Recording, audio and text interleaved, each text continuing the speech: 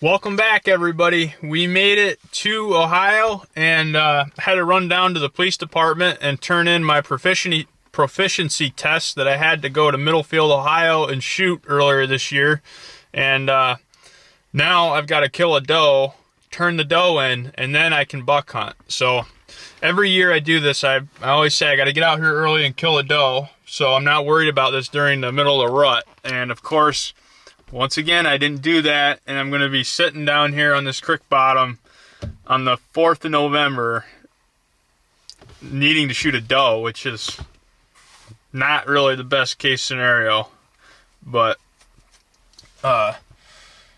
there's kind of like a field down here right next to the creek where I've got a cell cam set up down there, and I've had a group of does coming out here about every night. So what we're going to do is take the climber down there, and we're going to climb a tree on the downwind side of that field, and we're going to try to wall up one of those does tonight, and then we'll have to take her down and check her in at the police department, and then at that point we're going to be buck hunting. So it's actually kind of sprinkling here. It's 43 degrees, and the wind was supposedly out of the south, but looking at it, it's not really. It seems more west than south, but we'll see when we get down there. I do have a ton of cameras out here that I haven't checked since I put them up in August, so they're probably, a lot of them are full or dead or what's going on, but I'm not going to check those till after I hunt tonight because I have a few of them in the bedding area, and last thing I want to do is walk in there and before I actually hunt. So we're going to hunt, we're going to shoot a doe, we're going to take care of the doe, we're going to come back, we're going to set up a ground blind down there, and then we're going to go check all these cameras. So we got a lot to do tonight, and I'm looking forward to every part of it. Let's get to it.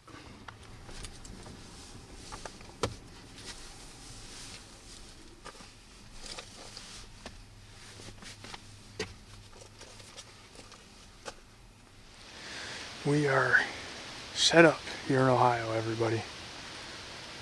We're sitting right over this little open area in this creek bottom. It's just like pretty much a yard almost. The owner comes down here and mows this with his lawnmower, and it's just a nice green grassy area, and these deer visit this a lot. The owner had brought down a whole bunch of apples. He's got a bunch of apples up in his yard by his house, and he doesn't like running them over with the lawnmower, so before he mows, he picks up all the apples and he dumps them out here. There's no apples out here anymore, but there used to be, and they're all gone, so obviously the deer have been eating them. It's legal to bait here in Ohio on private land. I had to do some tree whacking to get set up where I wanted to right here. This tree was not the easiest thing to get up in, but with this wind right now coming out of the northwest, it's swirling terrible in here, to be honest with you. I'm not a good situation with this wind where we have like two huge ravines right here in front of me with a creek that runs right down the middle of them, so I'm right in this bowl on this creek bottom, and the wind just is going everywhere, really. Who knows? The mission is a big doe.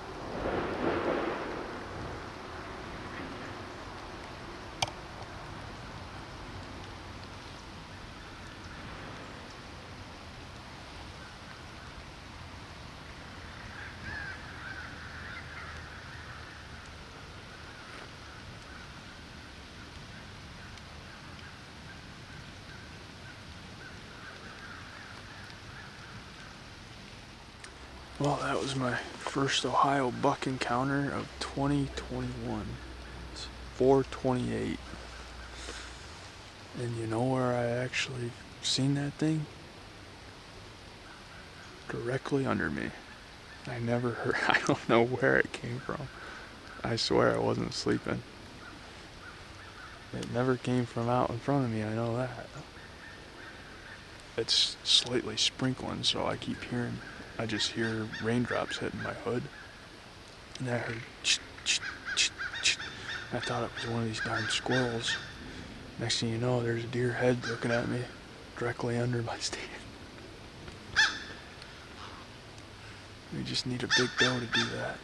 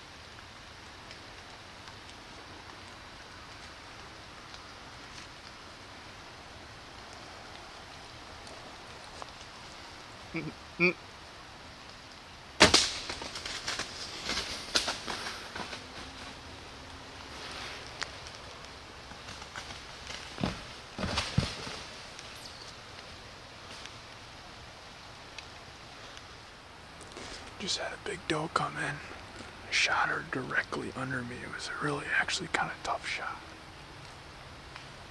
I don't know how good or bad it was, but we'll see. We made it back up here to the truck. I didn't talk much about that shot down there because that doe went up on this hill and kind of stood there. And I just seen her go over the edge, and I don't know what she did. It's kind of weird. I don't remember exactly where the arrow hit. She was straight under me. So I remember thinking, I'm going to have to hold a little higher than normal because she's so close.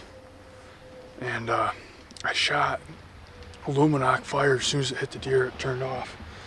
But I did see where the arrow was, and we have decent blood right there. So it's so weird. I don't recall in my head where the arrow hit. I know it had to have been on line with the lungs. I just don't know where it hit. So we snuck out of here. I'm gonna grab this. I can't talk. I'm gonna grab this ground blind, and we're gonna head down and set that up and go check these other cameras, and we're gonna get on that blood trail and see if we can find this doe. Okay, we got the blind set up. Let's go check these cameras quick, and then we'll check this arrow out. Of course, now it's starting to rain, but this is where that doe was standing. I was in that tree right there, so I was pretty much straight down.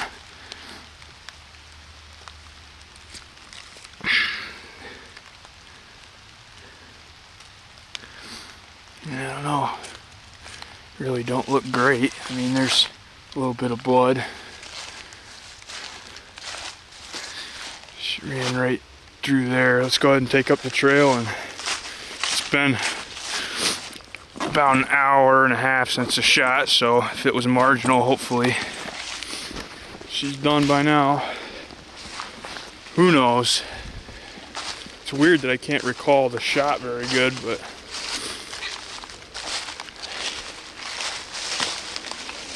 she ran right through here.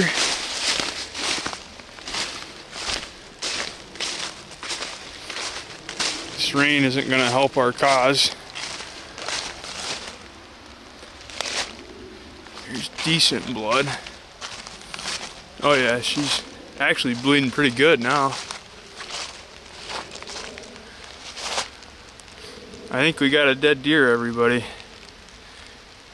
That's too much blood not to mean something important. She's spraying.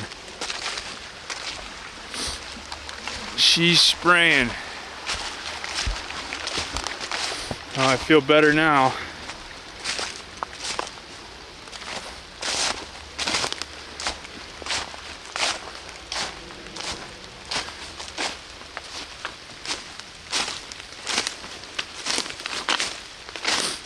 This blood trail ain't too bad, really. Looks like a few bubbles in it. I'm gonna say we got a lung. At least one. This is where I lost sight of her, was right up here. She walked over this edge. I never saw her again.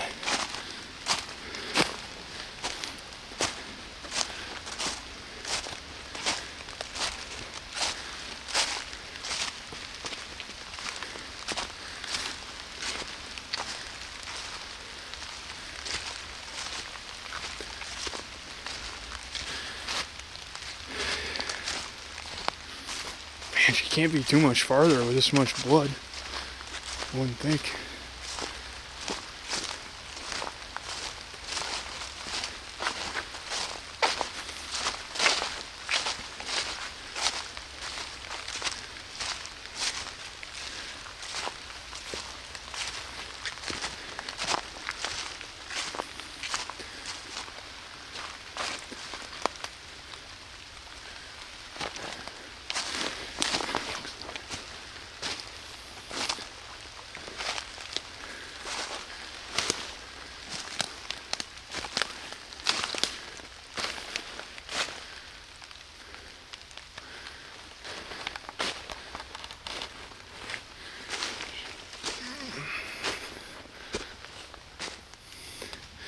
Well, I don't really know how this deer's still going. See, she's bleeding out of both sides. She's got to be toast up here. She's gone a long ways. Don't know how.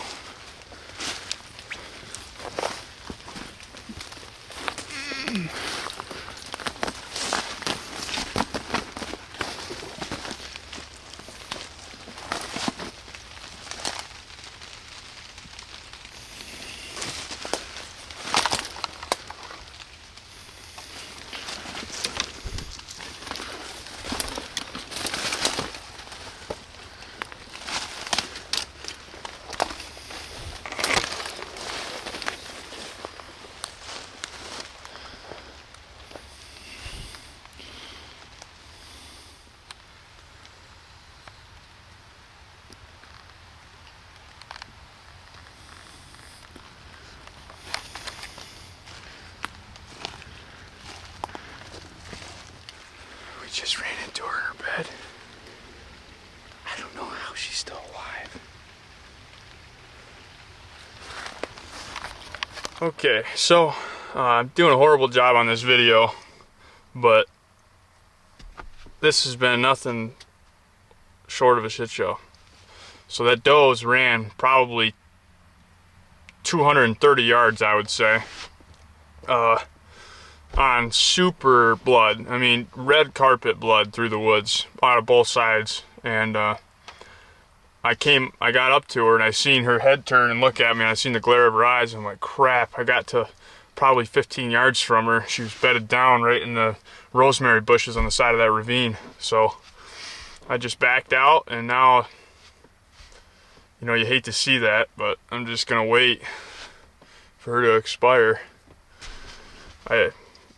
I can't really imagine where I could have hit her that was not very good, but I had to have been on, up and down, or, you know, left and right. It must have just been low or something. I don't know, because it was straight down. You know, I had the camera angled out where I thought the doe was going to come through, and she actually walked right to the base of the tree. So I had a straight down shot on it, which was tough, but there is an innie and an outie, you know, where she would stop. You could see blood coming out of both sides of her, so...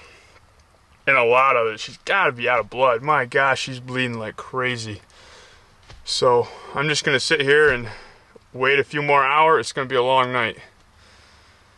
Wait a few more hours and sneak in there, and hopefully she's dead. But, you know, it's just leaves a really bad taste in my mouth. You hate to see that. You know, every time you let an arrow fly, you're taking responsibility to make sure that you're going to put an ethical shot on the deer and make sure it doesn't suffer. And then when you mess up like that, and it's just shitty all the way around. So let's just hang out a few more hours and sneak in there.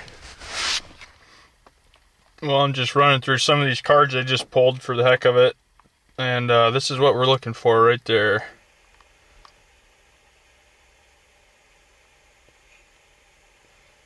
That's a big old Ohio buck.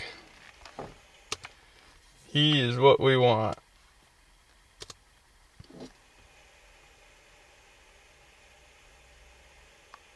That was on October 2nd. Not the news I wanted to report to you here.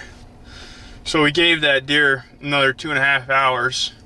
Or I'm not saying we, I gave it another 2.5 hours or so, and then I snuck back to that bed where she was bedded, you know, when I came up on her the first time. And I snuck up there really quiet, making sure I wasn't stepping on any twigs or branches or anything. And I got up to the bed and she wasn't there. I'm like, oh crap. So there's a good pile of blood right in that bed, and I just went slow as I could, and I tracked her another, on blood, I tracked her another 150 yards or so, and she never bedded down again. She's climbing some massive ravines. I mean, these ravines are straight up and down, and of course we just had a bunch of rain, and there's all these leaves on the ground. It was an absolute bear for me to get up and down these ravines in the dark. And I was actually got to the point where the blood had totally dried up, where I was tracking her by her paw prints, hoof prints, you know, in the wet mud and leaves. And I tracked her and tracked her and tracked her until she got down in the creek bottom where there was a whole bunch of other deer tracks. And once she got into all those other tracks, I pretty much at that point just started looking in all the brush and kind of grid searching, and I looked and looked and looked and looked, and no luck. But the worst possible outcome of that situation is the outcome we got here. You know, it goes back to the shot. You know, people think that because the deer is so close that it's a chip shot, but in my experience, with me personally, that straight down shot is a really tough shot. And when you think about it, at best, if you go right through the top next to the spine, you're going to get one lung. So there's really no chance at double lunging that deer when it's right under you. Hindsight, I should have never took the shot. I should have waited till she got away from me a little bit and got, you know, out to 15 or 20 yards and then taken the shot broadside instead of the straight down shot. I think that's where I screwed up on her. I got antsy, and you know, she was right there. I'm like, well, I'm just gonna shoot her right here, and it was the wrong decision. So I just wanted to kind of recap last night and what ended up happening with that doe, even though I told you all about it already. It ended up being a really late night. Well, actually early morning. I ended up getting back in the wee hours of the morning after, you know, searching for that doe all night and not having any luck. I still can't believe how much she bled and how she was able to keep going. But I thought about it all night and all morning, and pretty much all I can come up with is the arrow like went down straight in between the lungs. Still a vital shot, still a shot that's probably most likely going to be fatal to the deer.